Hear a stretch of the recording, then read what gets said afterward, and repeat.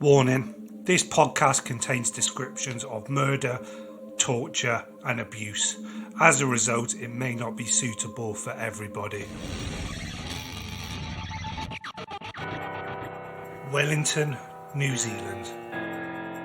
One of the windiest cities in the world, the capital of the country, home of the Beehive, the hub of the government.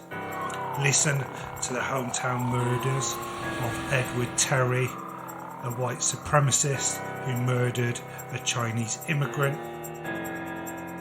Graeme Burton, who murdered two people in two separate incidents, 14 years apart. And the murders of Jean and Eugene Thomas.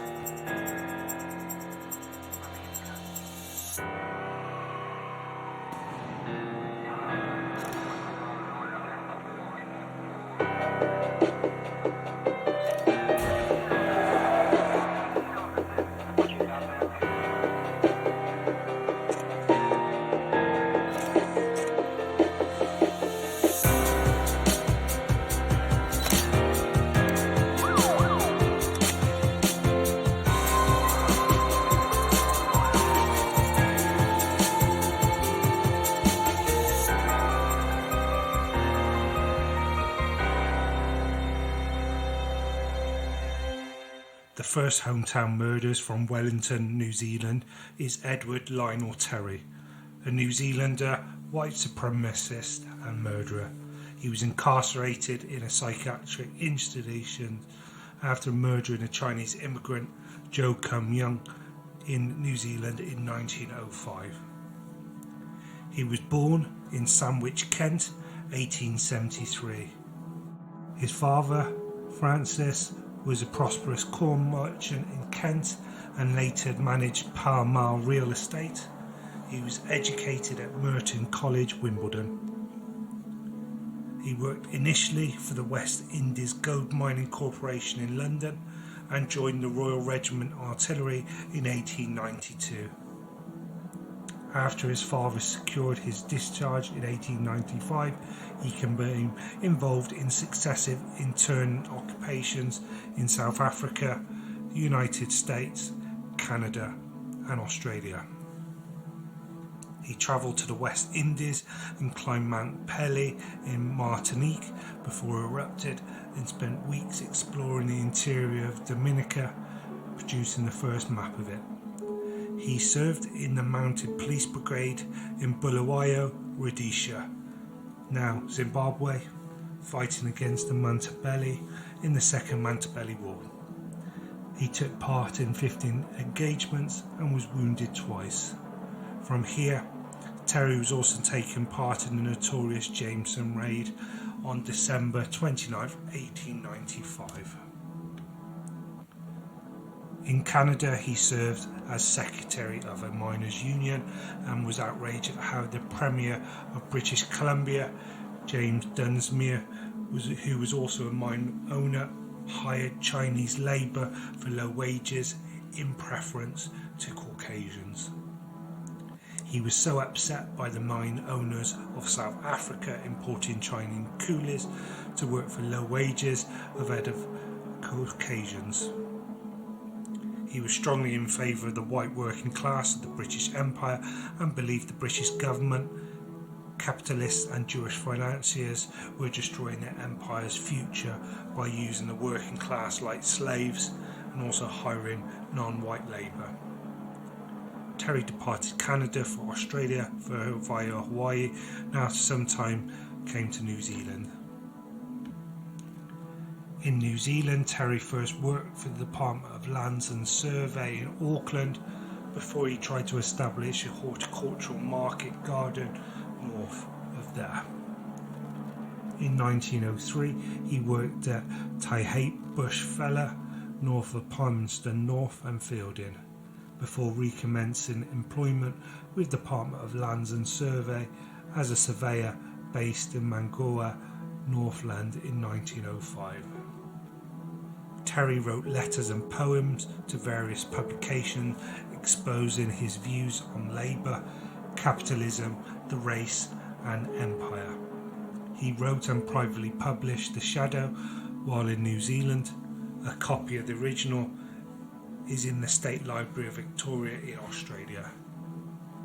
This text called on Edward VII to defend his empire against the capitalists and against Chinese and East Asian immigration. From June 1905, he undertook a 900-kilometre trek from Manguna to Wellington, distributing copies of The Shadow as he went. Once he reached the nation's capital in September of that year, he attempted to convince New Zealand's parliament to ban any further Chinese and East Asian immigration to New Zealand, but failed to do so. On September 24, 1905, Terry shot Joe Popsy Zhu King Young, a Chinese immigrant, in Hanning Street, Wellington. Young died later of his injuries. According to John Dunmore, Young was an elderly Canton Chinese gold prospector aged 70 who had a pronounced limp as a result of a past mining accident. Terry selected Young as his victim due to his infirmity. Ironically, Young appears to have been destitute given his lack of luck on the declining gold fields and learned to return to his native Canton. Although police had no leads on the murder, Terry submitted himself to the authorities the following day.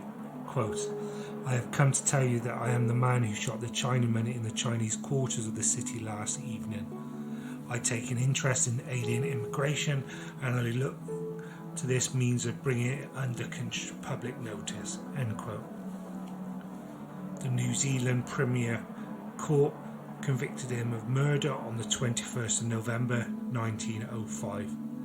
Originally he was sentenced to death, but the sentence was commuted to life incarceration within New Zealand's psychiatric institutions.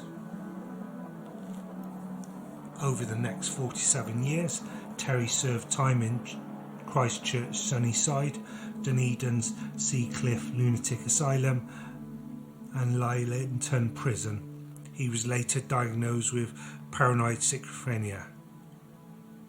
This does not prevent some New Zealanders circulating a petition for mitigation of his sentence, although the local Chinese community circulated a counter-petition in response. Terry absconded from Sunnyside twice in 1909 and 1914.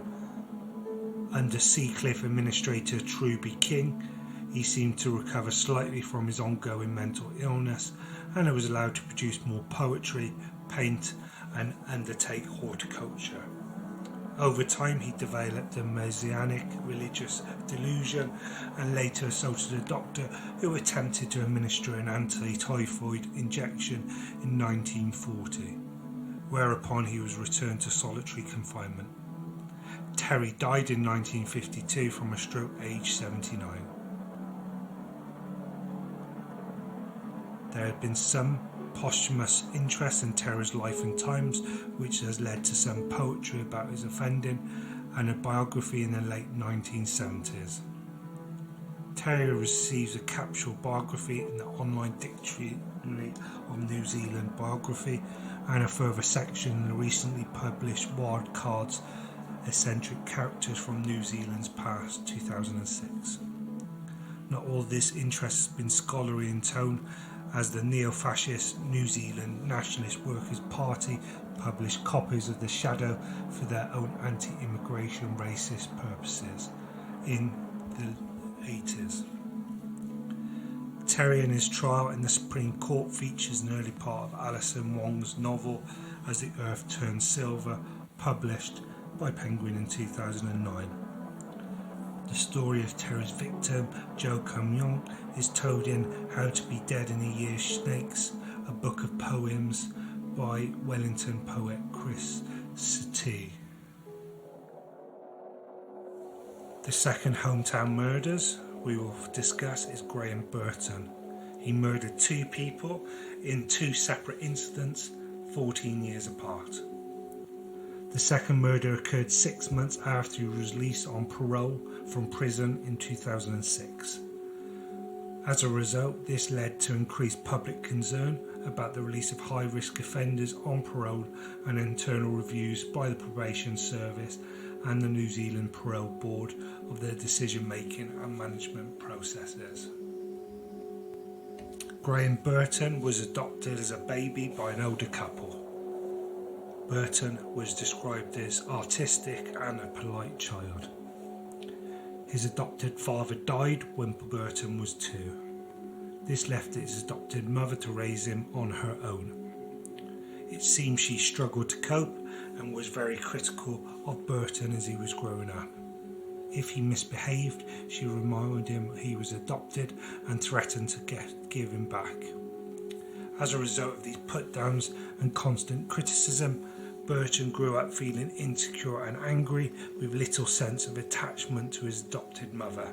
He began using drugs at the age of 15.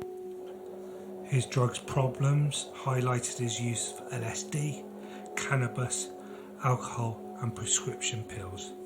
From the age of 17, he was using drugs on almost a daily basis. At the time, he committed burglaries to get money for drugs. By the time he was 21, he had 91 convictions for property, fraud and drug-related crimes. Burton's frustrations came to a head in 1992 after he was ejected from a Wellington nightclub. He took his resentment and rage out on Pearl Anderson, a lighting technician at the club, stabbing him while under the influence of 6 different drugs. A friend said he witnessed Burton taking 8 to 10 halcyon tablets and a couple of trips LSD in the hours before the murder, and said he'd been drinking tequila slammers all evening. The chemical cocktail turned out to be a recipe for disaster. Burton was sentenced to life imprisonment and continued using drugs in prison. In June 1998, Burton and 3 other offenders escaped from Paramaribo prison, sparking a manhunt involving more than 100 police officers. He was sentenced to 3 years prison for the escape and associated crimes. Burton spent 14 years in prison from 1992 to 2006. He returned a number of positive drug tests in prison, but managed to avoid positive tests in the last 3 years before he was paroled. He participated in a violence prevention program after the New Zealand Parole Board regarded him in 2004 as, quote, at high risk of reoffending if released, end quote. In September 2005, he was denied parole again because, though through no fault of his own, the board's earlier recommendation that the Corrections Department arrange temporary escorted releases to test his conduct away from the prison was not fulfilled. However, the board was impressed by the information that indicated apparent progress, in particular that, quote, in the last 2 years, his conduct has been described as impeccable, end quote. But it wanted one more psychological assessment done on him. The board's decision to release Burton was made at a hearing in June 2006, and it ordered his release on the 10th of July. The final psychological assessment had been done and concluded, quote, Mr. Burton's documented improvement in conduct and release plan supports a case for a carefully managed release under close supervision, end quote. The decision to parole him was made despite the department's failure to meet the board's request that Burton be eased back into the community by a process of home leaves. The board also decided it would be unfair to hold against him an unsubstantiated allegation related to an alleged incident in prison because there was no documentation confirmed whether it had occurred.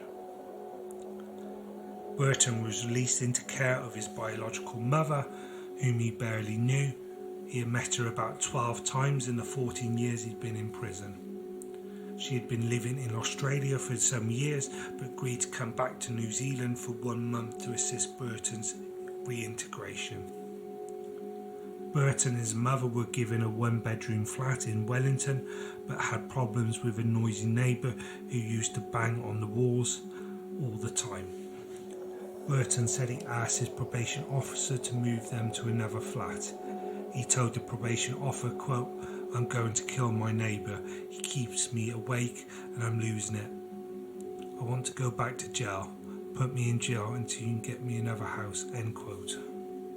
Burton's mother went back to Australia and he spent the next few months intimidating and insulting drug dealers. According to media reports, the police were fully aware that he was buying methamphetamine but failed to act. On the 3rd of January 2007, he attacked a man in an apartment near his own Tory Street home. A day later, a cache of weapons were found at Burton's home. On the 5th of January, he was involved in a home invasion in Lower Hutt. He killed Carl Kutchenbecker on the 6th of January in the hills of Wonammananta. Burton also fired at several other mountain bikers before levelling his shotgun at the police. The police fired first, hitting Burton in his leg, but was subsequently amputated. Altogether, his drug-fueled rampage lasted 6 months. When Burton was asked to give his account of what happened, he said he did not want to go back to prison and hoped he would be killed. Quote, "I saw the police and thought, it's over. I was happy. I ran at them smiling, thinking, it's over, thank God it's over. The police shot me and I was hitting the artery in my leg. I thought I'd bleed out. I surrendered as I thought death was certain. Unfortunately, that was not the case. Much to my disgust, I wanted to be killed. I was gutted that I wasn't killed." End quote. Burton pleaded guilty to 11 charges relating to the events of the 6th of January. The charges were one of murder, 2 of attempted murder, 2 of aggravated robbery, 2 of kidnapping, 2 of using a firearm against a law enforcement officer, aggravated injury and injury with reckless disregard. He was sentenced to life imprisonment with a non-parole period of 26 years for the murder. For the other lesser charges, he was sentenced to primitive detention with a non-parole period of 26 years. The Parole Board and the Corrections Department conducted several inquiries into what went wrong.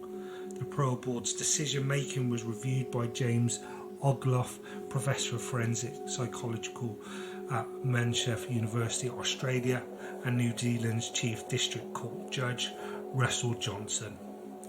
At the Parole Board hearing on the 20th of June 2006, after which Burton was released, the board had access to 6 different psychological reports completed between 2002 and 2006. According to Judge Johnson and Professor Ogloff, all 6 reports recommended further alcohol and drug assessment and treatment or identified a lapse in drug use as a major risk factor for Burton. Corrections examined its handling of Burton's case and also found several serious mistakes. Burton broke his parole conditions for the first time on the 5th of December 2006 when he phoned his probation officer instead of meeting him, but the probation officer took no action. He subsequently failed to report at all. Corrections did not lodge a complaint with police until the 19th of December, a week after Johnson failed to report and 2 weeks after his first breach. Coroner Gary Evans found Burton had breached his parole conditions 6 times in the few months he was on the loose. In his final report on Mr. Kutchenbecker's death, Mr. Evans said, quote, "Fundamentally, Burton was treated as a normal parolee, when in fact he was a high-risk, high-profile parolee registered on the department's offenders warning system who required close monitoring for early signs of relapse and the taking of immediate and effective action on presentation of such signs." End quote. Police also knew several incidents where Burton robbed and beat up drug dealers towards the end of November 2006, but declined to use the information to get him recalled to prison. In December 2008, Burton was involved in another violent incident, this time in Auckland's maximum security Parramatta prison. He stabbed headhunters gang member Dwayne Marsh through the heart and in the shoulders, arms and legs with a sharpened steel rod. Marsh was rushed to Auckland's hospital's emergency department by ambulance and placed in an intensive care unit, and Burton was subsequently convicted of attempted murder. Then, in 2010, prison officers were placed under investigation after a knife was found in Burton's cell. A source told the Herald on Sunday that officers had been failing to make daily searches of the cells, and the handmade pocket knife was discovered hidden inside a fan in his cell. On the 11th of May 2018, Burton was arrested and assaulted in prison by 3 other inmates and taken to hospital with life-threatening injuries. He had been stabbed over 40 times, including in the eye, and now has severely diminished vision. The last hometown murders of today's episode is the murders of Jean and Eugene Thomas. This occurred in Wellington on the 16th of February 1994. Eugene, who was 68, and his son Jean, 30, were both investment and insurance brokers and owners of Invincible House at 136 The Terrace in Wellington. Their bodies were discovered inside their offices around 6:30 by 2 cleaners. John Barlow was convicted after an unprecedented third murder trial. The first 2 had trials ending in hung juries. The need for 3 trials caused controversy and raised questions about the aspects of New Zealand justice system. Eugene Thomas's pocket diary revealed he had scheduled an appointment with a businessman named John Barlow for 6 p.m. on the day of the murders. An acquaintance of the Thomases, Barlow was an antiques dealer and a former manager to an insurance company. He also had a gun enthusiast who had owned several handguns. Detectives interviewed Barlow on the afternoon of 7th of February, the day after the murders, and he gave a statement. Barlow claimed he had set up an after-hours meeting to make a business proposal to the Thomases regarding their business in reverse annuity mortgages. He said that upon arriving at the Thomases' office at around 5:45 p.m, he had taken the lift up to the 3rd floor of Invincible House, where he had been met by Jean Thomas. Thomas apologised to Barlow for the fact his father was occupied with somebody else in another meeting and suggested they wait in the boardroom. Eugene Thomas called his son into his office. When he returned, he asked Barlow to wait outside as he needed the boardroom. Barlow suspected that the Thomases did not want him in the boardroom in case he overheard someone or something. Barlow said he waited in the reception area until Thomas Jr. came out and apologised, saying they were trying to get rid of the person they were talking to, but didn't know how long they would take. Barlow said he'd wanted another 10 minutes before he left and started to drive home at 6:10 p.m. When he was halfway home, Barlow changed his mind and decided to return to the office to try and talk to the Thomases about his business idea. He arrived back at their office at 6:25. As he arrived at their office, Eugene Thomas called out, "Is that you, John?" And when Barlow said yes, he was told to call back in the morning. Barlow claimed he did not see or hear anyone else. Barlow mentions that he saw an Asian boy cleaning the steps on the way out, and they said hello to another. This statement matched the story Barlow had told his wife earlier that morning.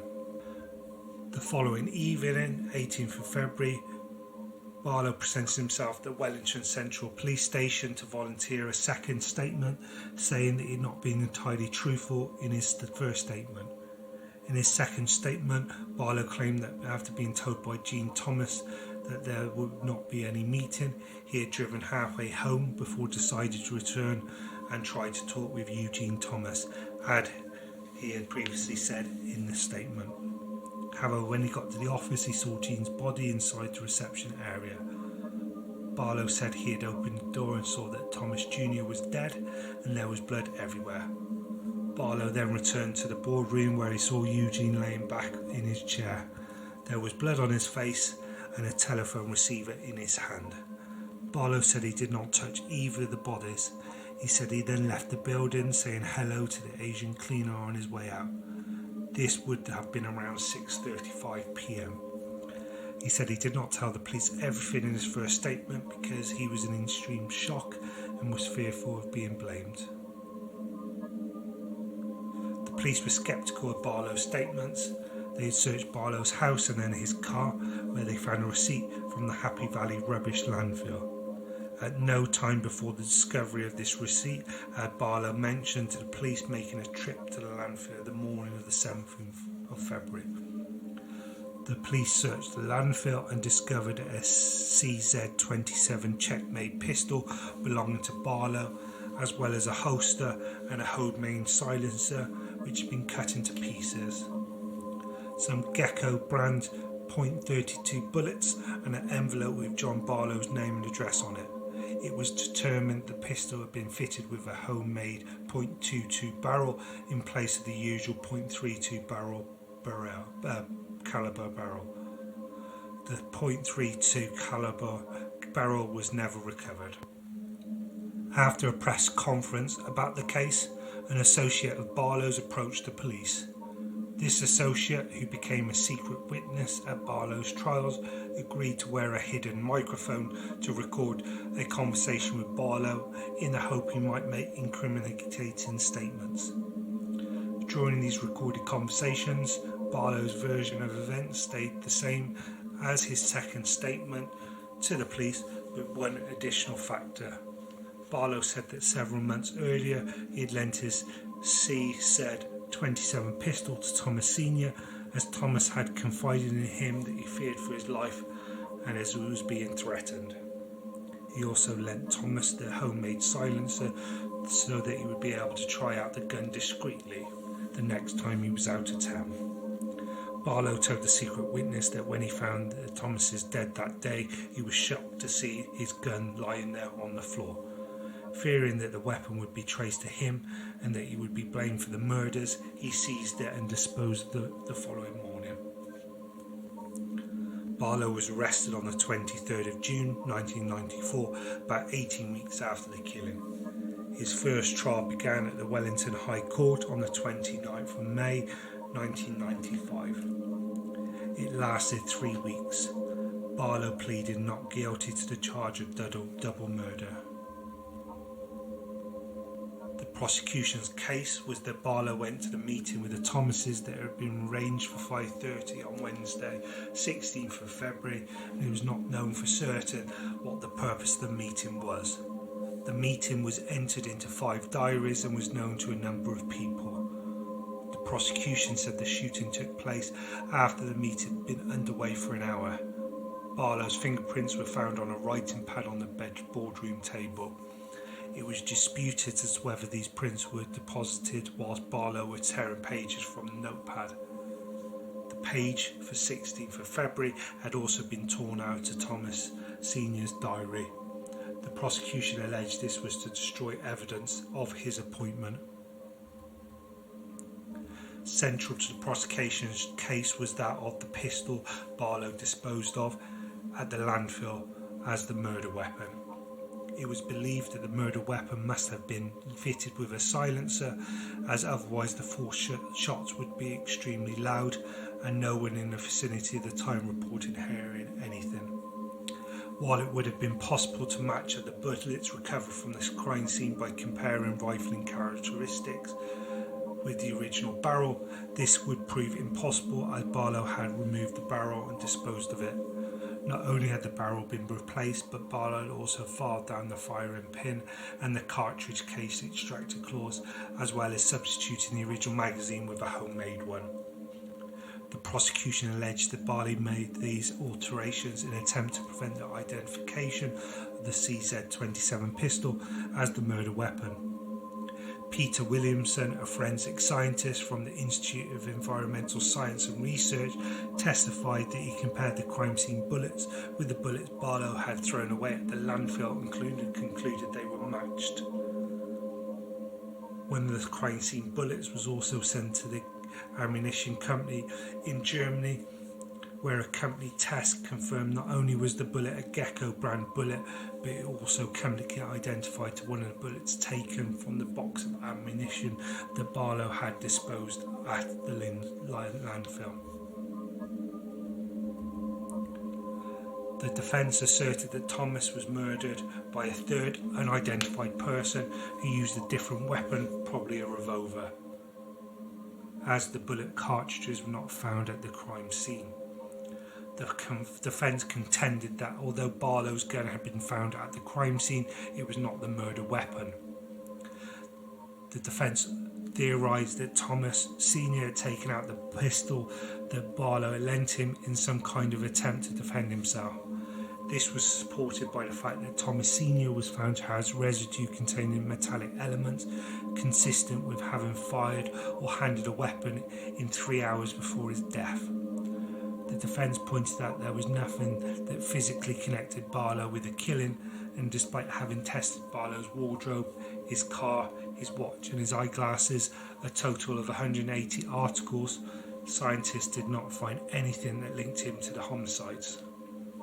The defence said that Barlow's prints indicated nothing more than had been in the room, something that Barlow himself had admitted. A motive to the murders were not suggested by the prosecution, although Barlow had taken out a loan of about $70,000 with the Thomases, and there was nothing to suggest that he was not in a position to repay it. After deliberating for 2.5 days, the jury decided that its members could not reach a unanimous decision. Barlow's second trial began on the 24th of July 1995. In this trial, the defence presented Robert Barnes, an expert from Melbourne, Australia, to challenge the prosecution. He testified that the bullets which came from Thomas Sr.'s body did not necessarily come from the CZ-27, but could have come from a large number of similar weapons. He also questioned whether the cut-up silencer had been used. Most other aspects of the Barlow second trial were subsequently the same as the first trial. On the 26th of August, the jury retired to consider his verdict. After deliberating for 2 days, the jury decided it not reached a unanimous verdict again. The third trial began on the 24th of October 1995. During this trial, the prosecution presented an FBI expert, Charles Peters, whose test results showed that one murder bullet was unique and the other 3 matched some of the bullets found at the landfill. Peters agreed with the prosecution that the composition of 3 of the murder bullets were analytically indistinguishable from the 14 of the landfill bullets. He furthermore stated the crime scene bullets came from the same box or box manufacturer or manufactured or loaded on or about the same date as the landfill bullets. The defence once again presented Robert Barnes, who disputed these findings. Peters rejected the criticism. Jury deliberations began on the 20th of November 1995. After 27 hours of deliberation, the jury found John Barlow guilty of double murder. Barlow was sentenced to life imprisonment with a non-parole period of 14 years. Barlow appealed his convictions in August 1996. His lawyers argued that the third trial was intrinsically unfair under the Bill of Rights, that there were issues of non-disclosure of evidence, and that the trial judge had minimised the importance of the ballistic evidence, which was at the heart of their defence argument in his summing up. Barlow's appeal was dismissed. In 2006, the Governor-General refused to grant Barlow a royal pardon. In July 2008, Barlow's lawyer Greg King took the case to the Privy Council, who ruled to hear his appeal against the conviction. The appeal centred on the FBI expert Charles Peters' testimony. King argued that Peters' evidence was flawed and that his position as an FBI agent may have been overly impressed by the jury and influenced the weight of what they gave his testimony. The affidavit by Dr. Rick Riddich, a metallurgist, gave the opinion that on the basis of the analysis undertaken by Peters, it was not possible to determine who manufactured the crime scene bullets. However, Randitch agreed that lead fragments found at the crime scene were consistent with Gecko ammunition. The Privy Council concluded that although Peter's evidence may have misled the jury, the circumstantial evidence against Barlow was overwhelming. Barlow's appeal was subsequently dismissed. After spending more than 15 years in jail, Barlow was paroled from Mukuka prison. He still maintains his innocence. Thank you for everybody who's listened to this episode. This episode has been researched, written and hosted by me, Andrew Knight. Sound, music and editing has been provided by Harry Edmondson. Make sure you subscribe to the show anywhere where you listen to your podcast. This allows the episode to be downloaded automatically as soon as it's released. Please reach out to us on the social media. We're at Hometown Murders on Instagram, Facebook and Twitter. We'd love to hear from you. Please support the show by leaving a 5-star rating or a review. It really does help.